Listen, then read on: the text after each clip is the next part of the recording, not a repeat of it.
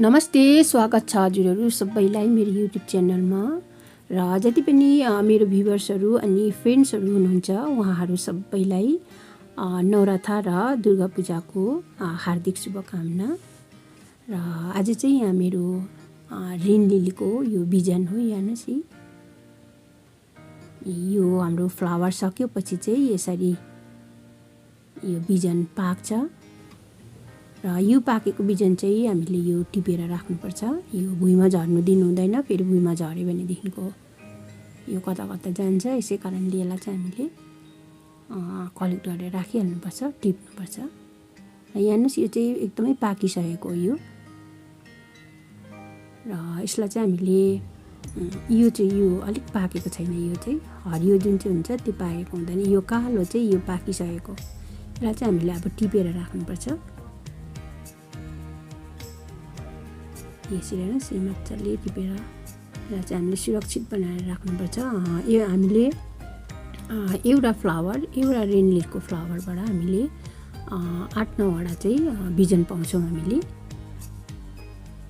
यसरी आफै मजाले निस्किन्छ यो कालो कालो भइसकेको यो चाहिँ अब बिजन पाकेको, यो चाहिँ पाकिसकेको बिजन चाहिँ हामीले यसरी टिपेर राख्नुपर्छ। र एउटै रेन लिलीको फ्लावरबाट हामीले धेरै मात्रामा रेन लिली बनाउन सक्छौँ।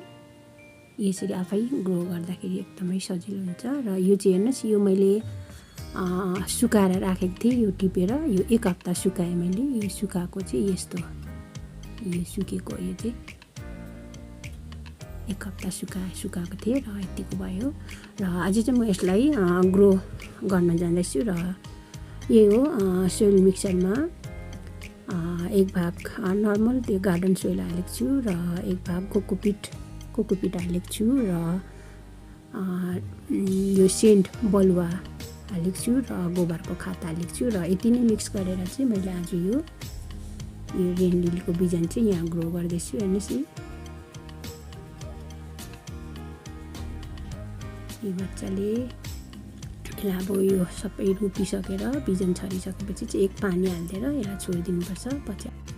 र हजुरहरूलाई आजको रेन लिलीको विषयमा यति नै जानकारी दिने थियो। र जाँदा जाँदै फेरि पनि भन्न चाहन्छु हजुरहरूलाई हेप्पी नवरथा।